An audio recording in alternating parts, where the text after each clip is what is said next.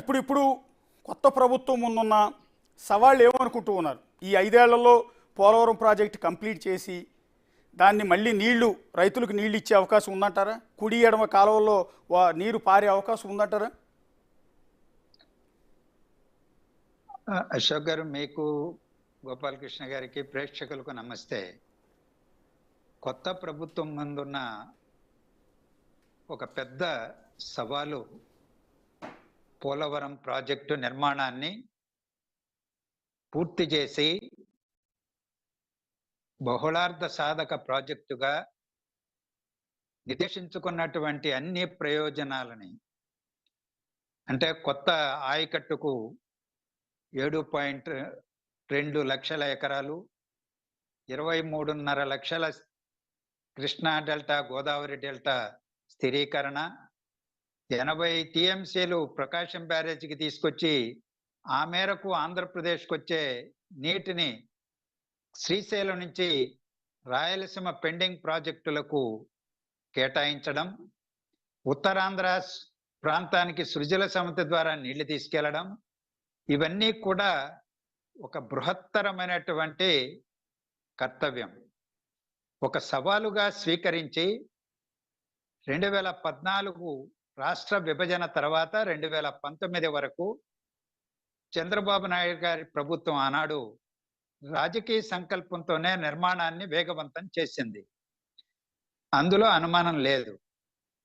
తర్వాత 2019-24 మధ్యకాలంలో ఆ రాజకీయ సంకల్పం జగన్మోహన్ రెడ్డి గారికి లోపించడమే కాకుండా ఆయన తీసుకున్నటువంటి విధానపరమైనటువంటి నిర్ణయాలు, అంటే అవి రివర్స్ టెండర్స్కి వెళ్ళడం కానీ, కాంట్రాక్టింగ్ సంస్థను మార్చడం కానీ, ఈ రకరకాల పేర్లతో ఇంకా చాలా పనులు చేశారు ఆయన. ఈరోజు చంద్రబాబు నాయుడు గారు వాటిని ప్రస్తావన చేయలేదు. పోలవరం ప్రాజెక్టు కనిష్ట నీటి మట్టం కూడా లేని సందర్భంలో, డెడ్ స్టోరేజ్ ఉన్నప్పుడు ఒక ఎత్తిపోతల పథక నిర్మాణానికి కూడా పూనుకున్నాడు ఆయన. దానికి కూడా టెండర్లు పిలిచి ఖరారు చేయడం జరిగింది. అలాగే 41.15 మీటర్ల ఎత్తు వరకే మొదటి దశ ఫస్ట్ ఫేజ్ అనేటువంటి పేరుతో ప్రాజెక్టును కుదించేటువంటి ఒక కుట్రపూరితమైనటువంటి ఆలోచన నాటి తెలంగాణ ముఖ్యమంత్రి కేసీఆర్ గారితో కలిసి వేశారు. ఇలాంటివి చాలా పోలవరం బహుళార్థ సాధక ప్రాజెక్టు యొక్క లక్ష్యాలను బుగ్గిపాలు చేసేటువంటి పనులు చేసి సంక్షోభంలోకి నెట్టి ఆయన గద్దె దిగిపోయారు. ఆయన కాలంలో జరిగినటువంటి నష్టం ఎంత అని అంటే, సరే ఏదో చంద్రబాబు నాయుడు గారు రైతుల కింద నష్టం, లేకపోతే ఇతర నష్టాలని ఒక 53 వేల కోట్ల రూపాయలు అంచనా ఒకటి వేగ్గా చెప్పారు. అది అటు పక్కన పెడితే, అసలు ఈ డయాఫ్రమ్ వాల్ అంటే ప్రధాన రిజర్వాయర్ యొక్క పునాది కట్టడం, ఆ పునాది కట్టడం దెబ్బతినిపోయింది.